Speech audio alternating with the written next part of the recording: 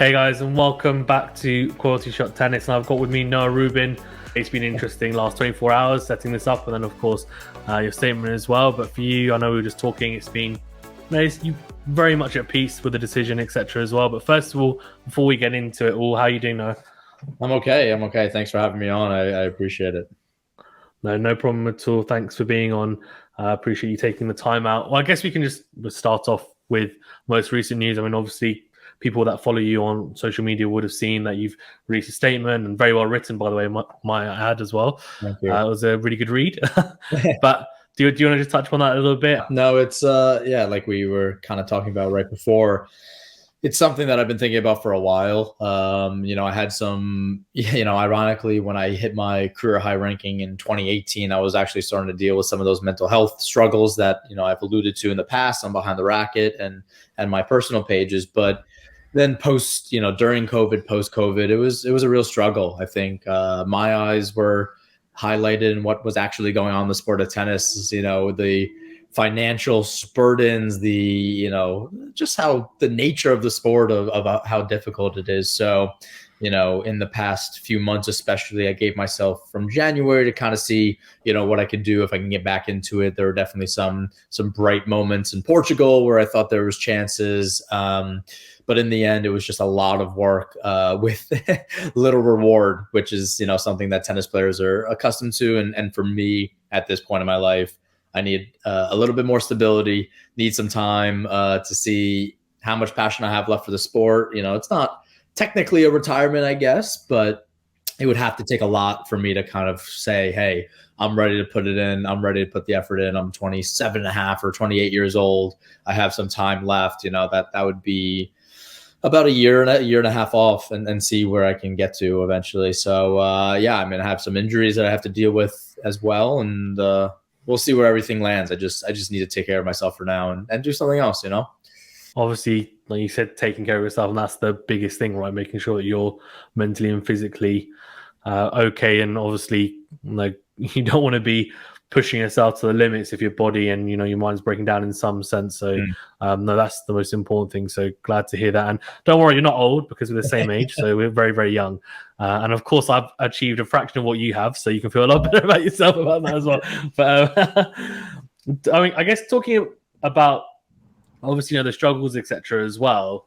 People on this podcast may not have heard too much about what you had to deal with, like in 2018, obviously career high rank of 125, and we'll talk a little bit more later about, of course, some of the very notable players that you've, of course, come up against. But I guess for people maybe not super hardcore about following it and players' journeys, etc. I mean, how mentally kind of not necessarily draining, but tough is it on someone, especially someone who you've obviously been to near the heights, but also now when you're playing the challenger level and the kind of below the ATP level. And I was speaking to someone from the WTA side or ITF side who's a player on the women's side, and she was saying that obviously it's very, very different, the structure, and you have to do a lot more yourself. Of course, it's not there's no real kind of like red carpet rolled out. It's very, very much you need to get stuck in.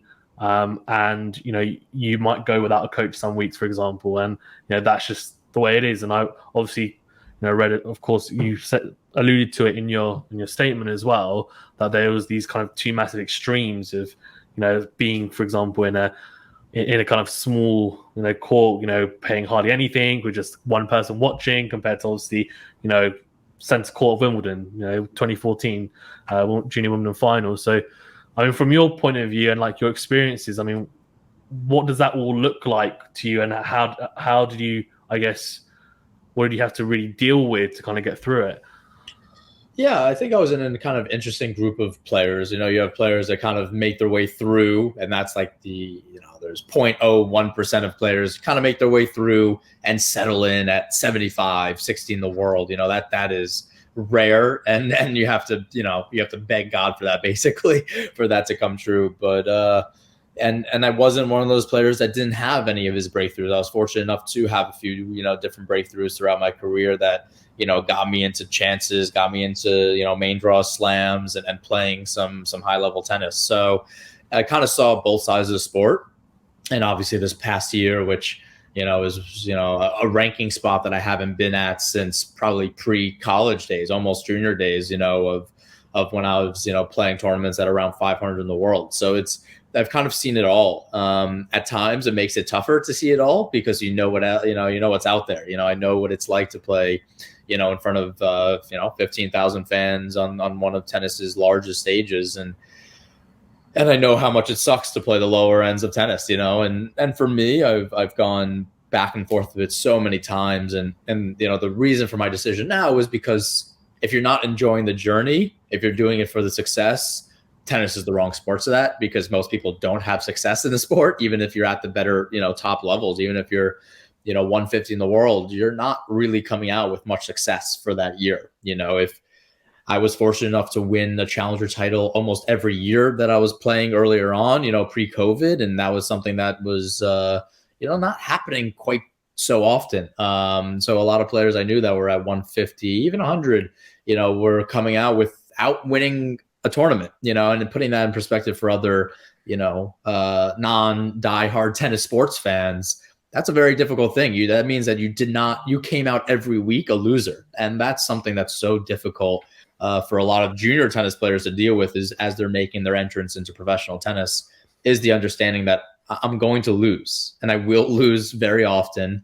And with that being said, you have a responsibility for yourself. How do I put the best team behind me? And for a lot of players, the best team is no team. They can't afford to have the coach with them. They can't afford to have a physio or travel with anybody, because, you're already paying 50,000 US for your own expenses. Now you have to pay all of that plus a salary for somebody else. You're coming out, well, hopefully if you're 150, 125 in the world, you're breaking even, and that's kind of where the issues lie. And everybody fights for that, 75 spots in the world, but there's already 75 players there. So if you're not taking out somebody from that spot, that spot's not yours. I remember in ITFs, which is everybody 18 years and under, when January 1st, the new year hits, they take out everybody that is becoming 19 years old that year. Okay, so that's pretty cool. I woke up on January 1st, New Year's Day, and 100, well, at my point, I think I was like, whatever, 90 in the world, 130 in the world. I was then 40 in the world, and yeah, that doesn't happen on the ATP tour unless people are retiring for the most part. And a lot of people on tour, they retire at kind of their low ranking for the most part. A lot of them do. You're not moving up spots. So you are playing the best players in the world for every age group, for the next 20 years. So it's a very difficult sport to make a wave in. I was fortunate enough to see some of those moments in my career, which is the reason I'm not shutting the door completely, is because I do believe I could be 50 in the world, and I want to, maybe potentially give myself that shot in a couple of years. But for now, I gotta take a second. Yeah, that makes sense. And I'm assuming by the sounds of it, it's not obviously just, you've touched upon the financial restraints, and obviously I'm sure that is a factor by the sounds of it, but it's more to do with the mental aspect, and you not enjoying it as much as you were in the past, I guess, and not having that motivation. Because, from your point of view, did you find it really hard then to kind of motivate yourself, even when you were kind of at your perceived, most motivated, to actually say, you know what, I can really get up for this match against someone in a pretty much empty court, on an outside court where it's very empty, compared to playing, on the big stages. You personally, was there a massive disparity between your attitude and kind of like subconsciously your mentality towards those matches? Yeah, I mean, for me, especially when I was younger and just fresh on tour a bit, I was a very professional tennis player on my own. So I was doing what I thought was necessary. I was taking care of my body, stretching, recovery, all doing this kind of at times without a coach, definitely without a physio, so I knew that no matter the situation, I knew I had to do certain things. With that being said, I think the number one thing that I can remember is 4 days after I played Federer in front of 15,000 people, I was playing Mitchell Kruger and Ernesto Escobedo in Hawaii in front of I think it was just my coach and his coach. Yeah, I mean, the story would have been better if it wasn't Hawaii, because everybody says, "Oh, it's so nice." You must have been amazing. But and it was very expensive. But in my head, I got into this back court, at this club, and the courts honestly weren't that great at the time.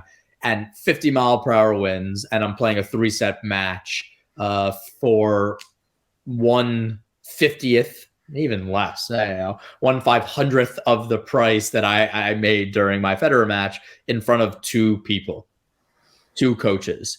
So those are the things that you can't really put into perspective. That I was playing against tennis's greatest of all time in certain aspects, Roger Federer, in front of this many people, and then I had a 22-hour travel day and a day of practice, and then I was on the court in front of nobody playing for nothing, So it's a very difficult, situation to kind of put yourself in that mindset and said, hey, this is what I'm doing, but you have to, that if you don't, then you don't get to the levels that you want to get to. And yeah, there are a few players that can kind of overcome that with just pure ability.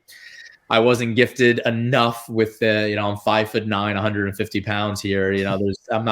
I'm not smoothing through draws. I'm not acing people off the court. So every match I have to put the effort in. Every match I have to be there wanting to grind it out. And that was difficult for me. It was a lot of effort. I almost wish it was more like boxing, where there was a few big matches a year that you can get up for. I think I would be very, very good in those situations, to be professionally ready, prepared, doing everything I can to put my best foot forward. But to do that 60, 70 matches a year, for 30, 32 weeks a year, and then practice after that, it's a lot to ask of any athlete. Yeah, I'm assuming the Hawaii match was similar to when you're in the gym and you don't really want to be there, but you just kind of grind it out. Is that kind of how it ends up being like? Yeah, it's like when you look around the gym, there's like nobody to impress, or nobody to look at what you're doing, and it's just pitch black. You're in the corner, and you're like, I'd rather be anywhere else in the world right now. And that's what I felt too many times. But, at those moments I was playing for something bigger. But in the past, year or two, when that was happening, there was nothing that I wanted to do. I wanted to be really, truly anywhere else. And that's when I knew it was kind of time to reevaluate. Yeah.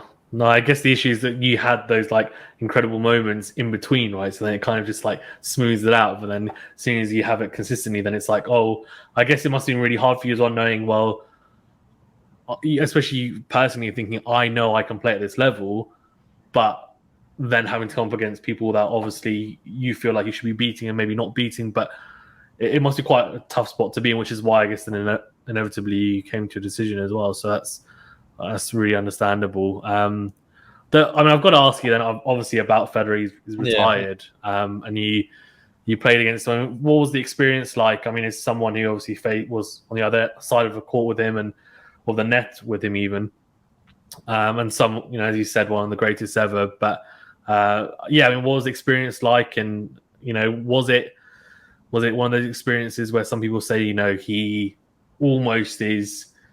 At times he plays, and I think Kyrgios said it. He makes you feel like you're not good enough to be on the court, or that type of feeling, or is it just almost in awe of them? Like, how do you feel? Yeah, I guess I was a bit fortunate. I mean, this was, I guess, kind of the second time people thought he was going to retire. Yeah. He had a tough go in 2016 with injuries, and he came back in 2017. I played him second round Australia. And yeah, I mean, I think the confidence within him, even after taking that much time off, is what is admirable to a certain extent. He didn't come out playing great against me, but he knew that I'd rather lose to this, to Noah Rubin than switch my game up. He was going to play his level, whatever that meant that day. He was going to play his game and not move from the baseline. I'm just going to stick on this baseline. I'm going to do what I know I can do. And he was missing a few balls, not feeling the ball great. And obviously he picked up pace after a while and he got his rhythm. But it's funny to see him. He just plays his tennis. He doesn't let anybody else, dictate how the match goes. And it's really something that I haven't seen at anybody else and from any other level. I'm seeing parts of it with Alcaraz right now. But between, the big three, that is something that Federer does that the others don't do. And he's going to play his level of tennis. So, yeah, I mean, it was interesting, seeing him across the net for the coin toss. He looked fake, it was like looking at a TV. He was the only one that I didn't really practice with beforehand, never really hit any balls or even really spoke to, where the other big three, including Murray, I played with before. And then, to see him upset and frustrated, I went up 3-0 in the third, him screaming and staring me down after I said, come on, in the third, like little things like that will be things that I remember and take with me throughout my journey. But it was a really great week, and to end it, that way, I wish I could have brought him into a fourth. I had my 2 set points in the third set. But regardless, that's definitely one I'll take with me forever.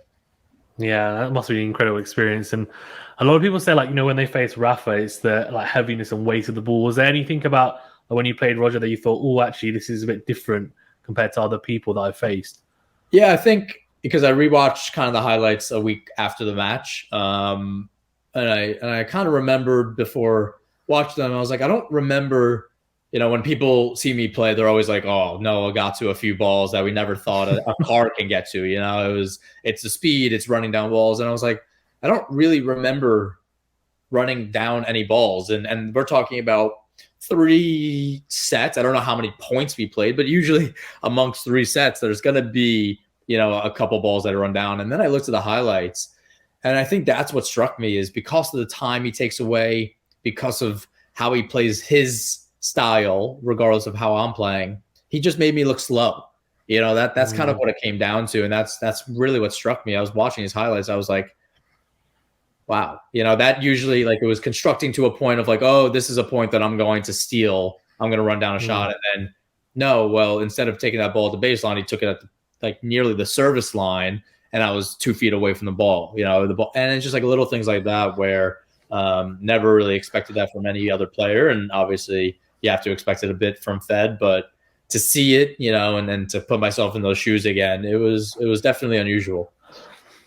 Yeah, no, I can imagine that must have been quite frustrating as someone who obviously has made a name for chasing down balls, and then suddenly someone makes you seem like, oh, actually, hold on, I'm really fit. I can get to these balls, and you watch and think, oh, okay, maybe not against him. Yeah. Did you go into against Federer, and also all your matches as well? Do you against players that maybe you feel are a better level or have played at a better level to you? Do you go into a specific game plan and say, okay, I'm going to try and target X, Y, and Z. I'm going to try and do this, or is it more confidence in your own game, or is it a mixture?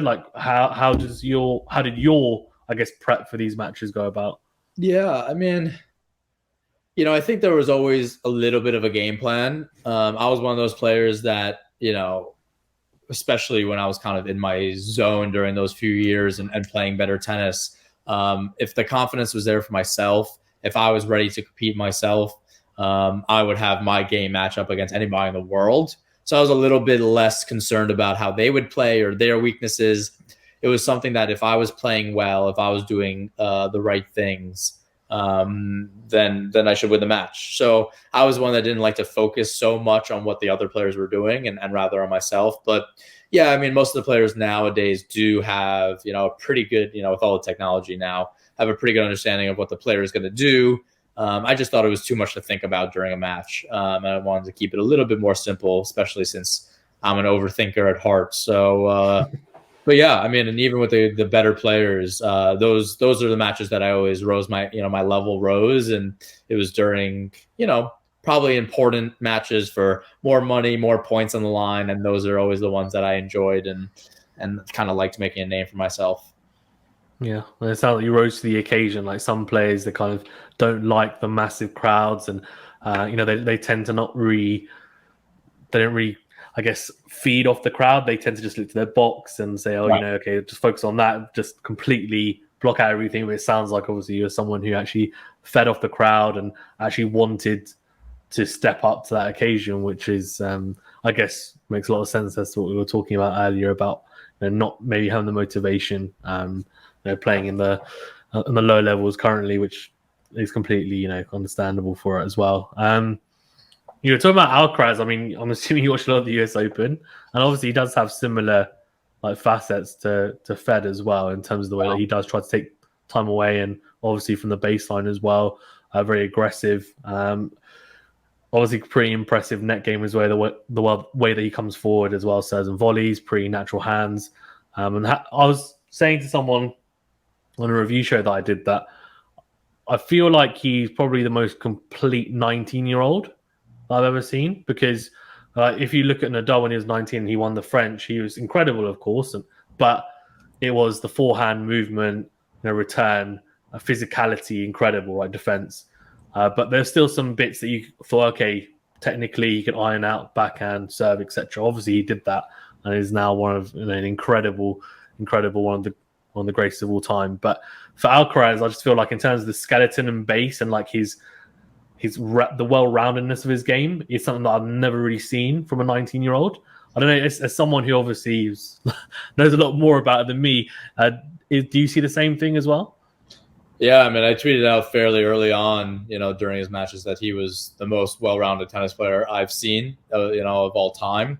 He kind of, and this is how tennis evolves. I think he's taken a little bit of, the big three about how they play. And I think it's true. When people have compared him to Nadal, I don't think it's a great comparison. I think he has the fight of Nadal, but I would say, his elasticity and the way he can move his body is like Djokovic. Yeah, he does definitely fight like Nadal, but the way he takes time away, the way he moves, the way he transitions, his pure shot making ability is the Federer like. So, yeah, we have not seen style play like this. I will say, I didn't really grow up with Nadal. I was, we're saying when he was, winning, French Open, I was fairly young at the time, and I didn't really put it in perspective. But having Alcaraz and then obviously seeing, Nadal's real, true professional career, he has a long way to go. Even with us saying that he's probably the most well-rounded tennis player we've ever seen, we're saying that in a 2-week span. There's a lot of tennis. If he never plays like that again, we're not who's to say that that's the best tennis player we've ever seen. I mean, I guess we can still make an argument that was the best week of tennis that anybody's ever seen. But God, I mean, what these big three have done, and Alcaraz even said it himself, I have a lot of tennis to play, to get to that level. There's a lot of matches to win to even be considered in that kind of category. And but at the same time, you put in perspective, if he plays for 15 years, he's got 60 Grand Slams, it's a lot of potential for him to win matches. I'm not saying he's going to win 60 or even 20. I'm not saying he's going to break any records. But we're in an interesting group right now, and I think out of all the players, he's by far the most consistent, and we're lacking that consistency compared to the big three on both the men and the women's side. So it opens the door for somebody like an Alcaraz or a Swiatek to really make their waves and to cover a lot of ground on the record books. Yeah, agreed. If I had to push you on how many slams you think he might win, what would be your prediction? I mean, I think, if you say, we have to put some money down on something, I think I would enjoy putting money down for him to break records. When you're put in this perspective and you say the technology is getting better every year, I don't know. I don't know. I mean, it doesn't seem impossible for him to win 25 Grand Slams. Why would it? If Djokovic doesn't play, obviously Djokovic has another 5 years. We don't know what the COVID scene looks like. It seems like he's playing Melbourne this year. So, that's going to be a difficult battle for anybody. But, Djokovic hasn't, played too many events at this, this level. And, it doesn't mean he's lost that feel. He's been there many, many times. But, I think tough to take Alcaraz out of, being the favorite in some matches. I would put him the favorite, at a Melbourne, I really would. At Aussie Open, I don't know why Alcaraz wouldn't be on paper the favorite, to win that event. So it's going to be interesting, to see how it progresses with Djokovic being there. Obviously, Fed retired. Nadal is going to be the favorite at French Open regardless. I don't know how many he has left in him. I still think that an Alcaraz on clay against him is going to be a problem. I really do. So we'll see how it progresses. It's going to be interesting. It's going to be an interesting year ahead.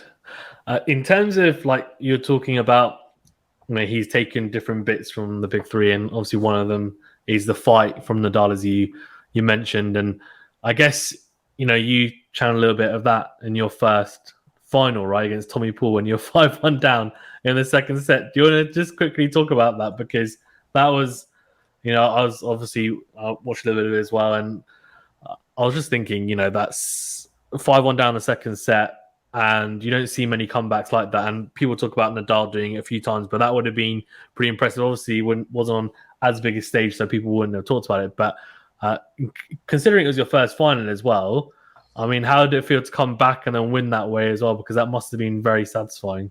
Yeah, I mean, it changed the course of my career. It really did. I got out of school, forgot where I was ranked, maybe 800 in the world out of my 1 year at Wake Forest University. Final, I still have not won an ITF future to this day. I'm like 0-5, 0-6 in finals. But yeah, I got into, even as a wildcard, maybe my ranking, I got into my first challenger post college, and it was in Charlottesville. It was at a UVA campus, University of Virginia. And I was in qualifying, and I, blink my eyes after playing many, many American tennis players. I blink and I'm in the finals. I'm 7 matches in. It's been a long week. I am exhausted. My body's falling apart. And I come up against an informed Tommy Paul. I mean, these are all guys I grew up with. I mean, that week I played Jared Donaldson, who, hasn't played been a while. I played Stefan Kozlov that week. The semis was Henri Laaksonen, who I think is around 100 in the world right now. And yeah, I was in Tommy Paul, and, I was exhausted. He won the first set 6-3, and I blink and I'm down 5-1, 40-30. And to this day, he thinks he got hooked on that match point. He had a forehand that the ref called out. I thought it was a little bit deep. There was no shot spot, obviously, no Hawkeye. But after that, I fight and claw my way back. And I won the 7-6, the second set, and then 6-3. And it was an incredible match. I mean, those feelings, that elation. I also didn't really know what it meant. And when I say it changed the course of my career, there's something called the Reciprocal wild card. Not many tennis fans know about it as much. And that tournament. Actually, the next week, Francis Tiafoe lost in the finals to Dan Evans. And then the following week, Taylor Fritz lost in the finals to Henri Laaksonen. And if any of those two Americans won their final match, they would have gotten the wild card, but they did not. And I think both of them were up a set. And with that, I won the wild card, got into the Australian Open the following year, beat Benoit Paire first round for my first Grand Slam match. It all happened so fast. And that really changed the course of my career, gave me so much confidence, got me to like 160 in the world fairly quickly. I soon later learned the struggles of professional tennis after, breaking my wrist, which is kind of the injury I'm still dealing with. And 5 years later, but yeah, I mean, that was, that really went from 0 to 100 for me. So.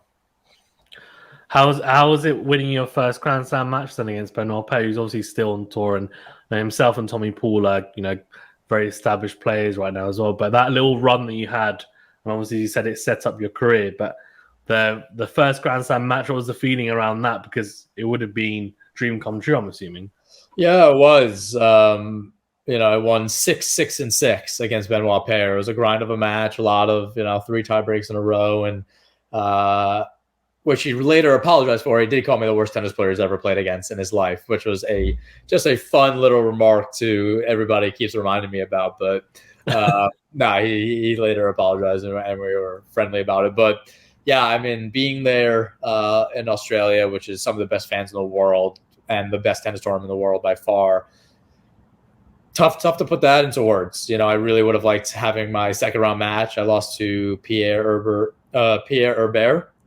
and really would have liked to have that one. But to get one under my belt after kind of just coming out of school, feeling like everything just started. Everything felt like it was definitely on the right path.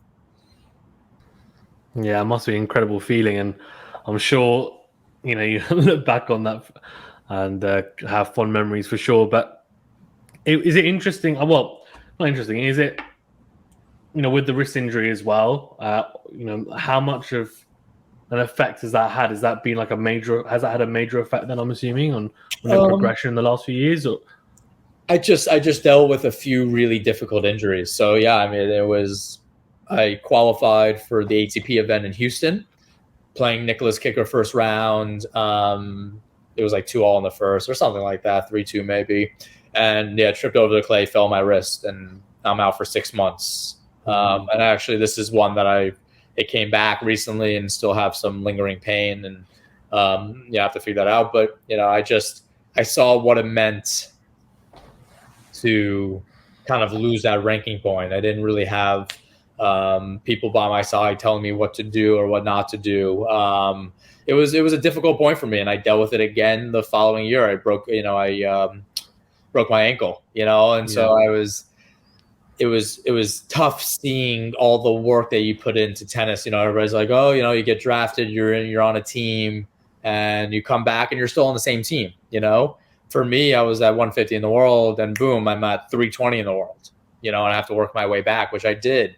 But it's exhausting. It's exhausting to start that over. So I think a lot of people don't understand what it is and what it means to be injured as a tennis player, because the world keeps going on.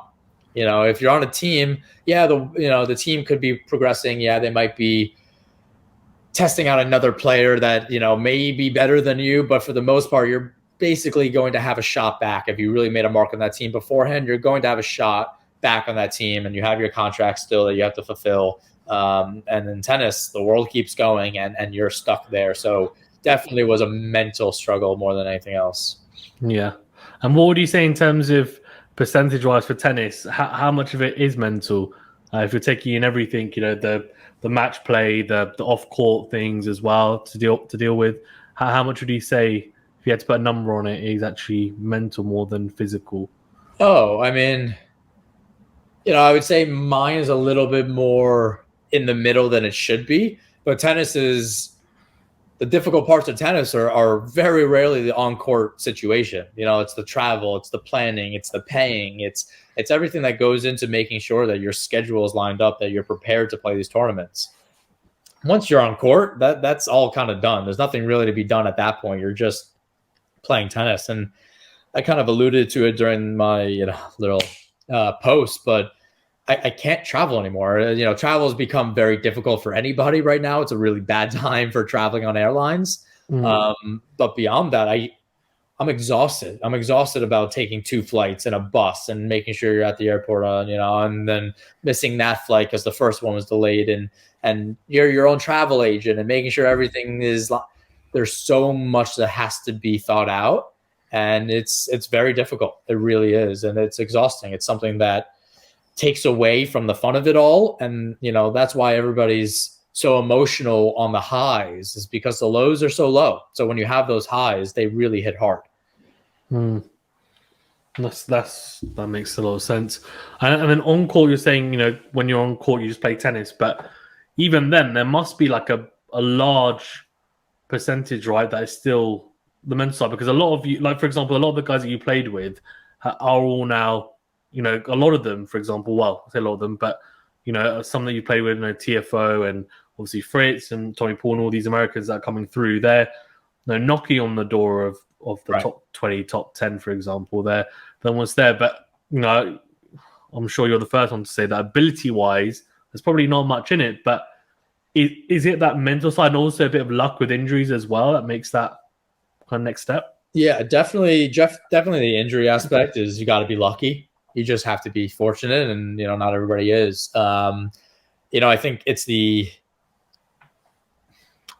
kind of the extreme middles. The Opelkas of the world that are 7 feet tall. I know he's dealt with a lot of back injuries and a lot of things in those realms. And for me, since I'm using so much of my body, I have always, my body's torn to shreds, and, never fortunate enough. I've had some recent help, but during my prime, never really fortunate enough to have that physio that traveled with me and made sure my body was okay.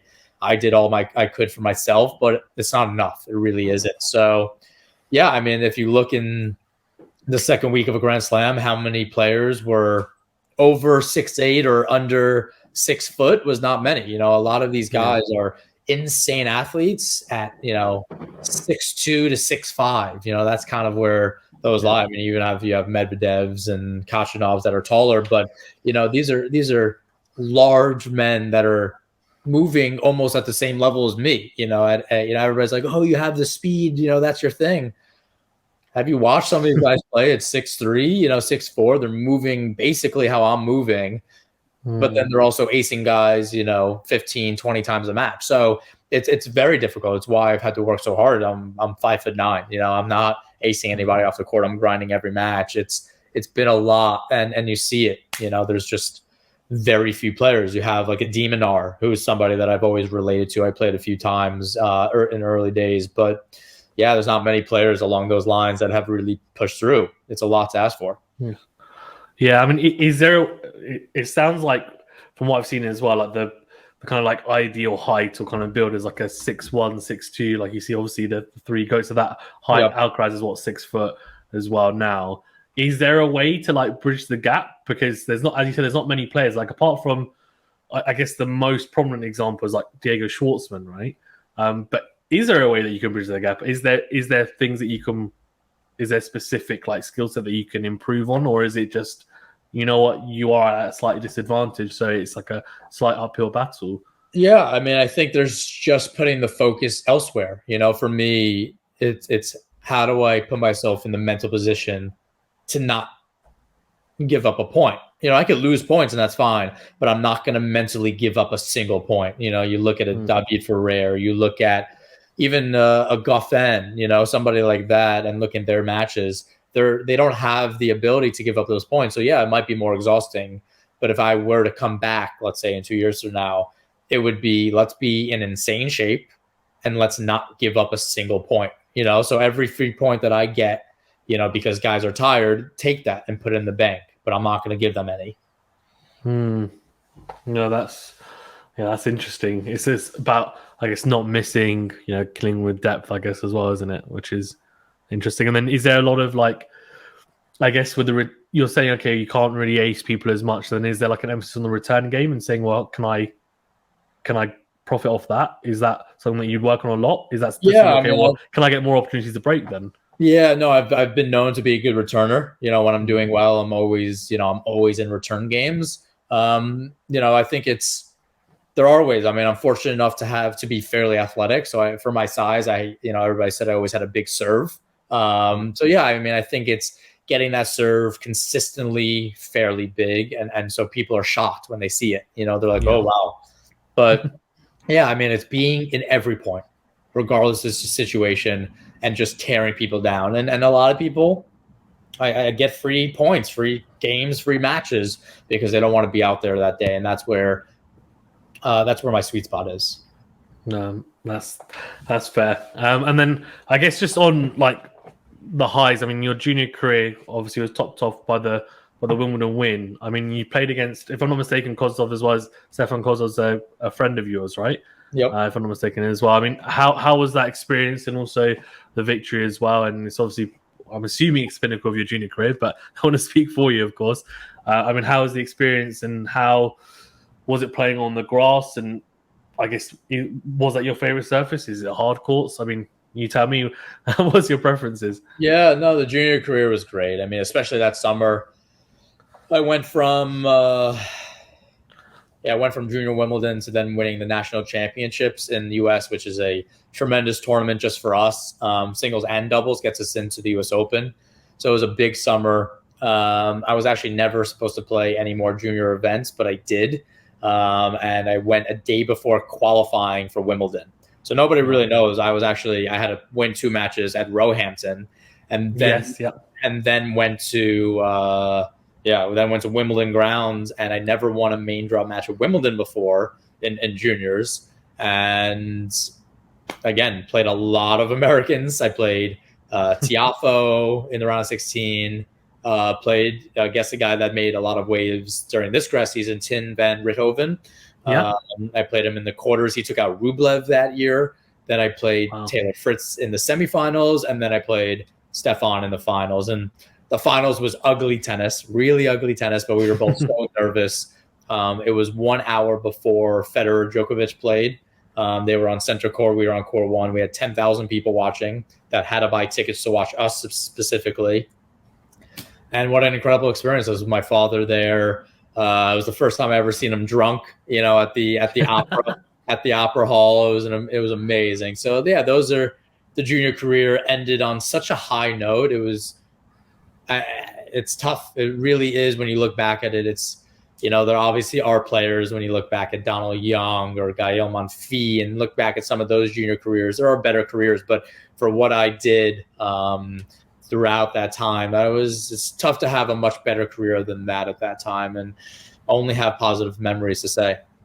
Yeah, no, that sounds like an incredible journey as well. That junior career and the people that you played as well.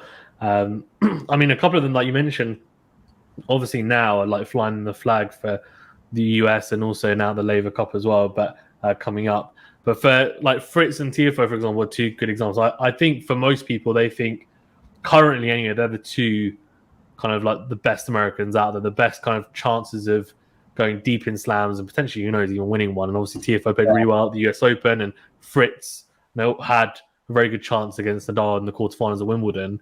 And what's your thoughts on both players, given that you've shared a court with them a few times as well? I mean, do they have the ability to win a slam? Do they have that? Do they have a chance to do it? And I guess, how do you see the rest of their careers going as well? It's tough to say. I think, you look on one side, I think Opelka has a good chance to put a, really good 2 weeks in. I look at it in terms of firepower. I think Tiafoe is a fairly well-rounded player.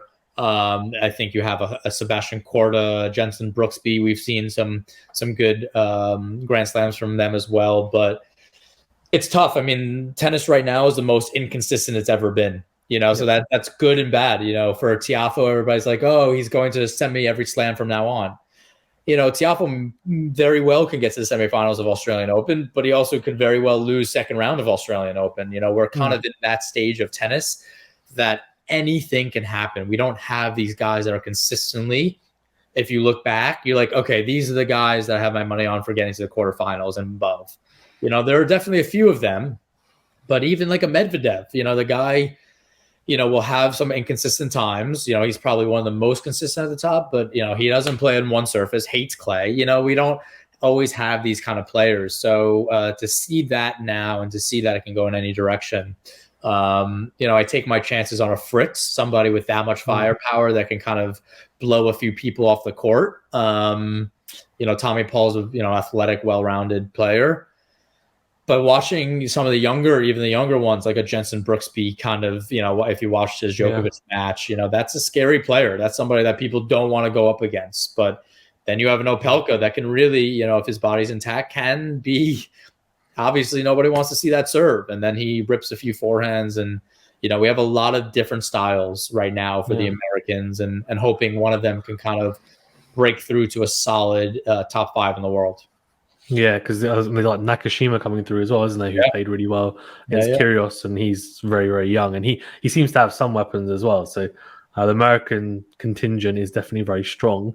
I guess talking about the Americans as well, that a lot of them are going to be like participating in the Laver Cup coming up this week. I've got the pleasure of going on Saturday because I'm here in the UK, so I don't live too far. I don't live too far from Roehampton as well, so that means the quali's there before, so familiar with it. But what are your thoughts on I guess the tournament as the Laver Cup, and also, I mean, team I'll never win. I mean, is there a way that they can make it fairer, or is it just at the moment you just have to say, well, just wait it out until the big guys start retiring and then it starts evening out? I just don't think it matters. I don't think whoever wins, I don't think matters. I don't think we when I've spoken to players about it, and we've never brought up, oh, they won it again. I think, I think maybe we made a couple jokes quickly at just how stacked one side is, and that's fine. But at the other side of it, it's just, I think it's a great tournament and one that we need. The tennis schedule is just, there's too much on the schedule to put more of these in there, but it's a great tournament to have. I think that, like everybody says, the tennis schedule has to be cut down a lot more to make room for cooler events like this. But right now, there's really no way to do it. But everybody gets excited for it. I don't think there's anybody in the world that doesn't want to see Federer and Nadal on the same side of the court. That's how it is. And it's just a fun week. It really is. Yeah, I'm looking forward to it. I think it will be fun, as you said. Exhibition, right? So yeah, you're right in saying that. I guess it doesn't really matter, does it? But it'll be fun to watch, and I'm sure we'll have some good moments there as well. So hopefully, as well with Federer and Nadal doubles is always fun. So hopefully we see that. And if you had one piece of advice for someone like yourself who's obviously gone through the juniors and then the pros, what would you say in terms of advice for them transitioning from juniors to the pros, right? Because now in hindsight, I guess you've had that experience as well with the highs of the juniors and the pros as well. Probably, I mean, again, I don't want to speak for you, but maybe not going as well as you would have hoped in the end. What would you say is like a bit of advice to give to someone coming through? Yeah, there's probably two quick pieces. One is, you have to have the urgency that you want to get better every single day. You're doing the right thing. You're doing something for your career every day. But at the same time, you also have to know it's a marathon and have to have the patience that for some players, it takes a little bit longer. At the same point, you have to know that if you're doing this to be the best in the world, I would frown upon that a little bit. I would say do it to see what you can get out of it. Do it to enjoy the process. Do it to experience professional tennis. But very few people ever break inside the top anything, so it's going to take a while. And the final point is have a team around you. I know it's something that you can't afford. Doesn't mean you travel with them, but have people in your corner, whether it's a call away, whether it's at home, whatever it means, that are there for you, because you can't do this alone. You just can't. And you need people there that are going to help guide you and that you can trust. Okay. No, that sounds like very sound advice. Although obviously I wouldn't know as I'm not a professional tennis player, but it sounds like really good advice. So appreciate it, because I think it's I feel like a lot of players they have guidance from people. Maybe they don't always get guidance from people that have been there and done it. So we have a fairly expansive reach. So yeah, who knows if someone's listening, maybe it'll help them out going forward. And then just a couple of kind of fun questions to finish off, if you don't mind. In your opinion, obviously Federer's just retired. So the very, very, very cliche question, but who's the GOAT on the men's side for you? Before Alcaraz, because he's just so young, we can't even say his name. I think the best tennis player of all time is Roger Federer. I think we're just talking in terms of just pure tennis playing ability. It's Roger Federer.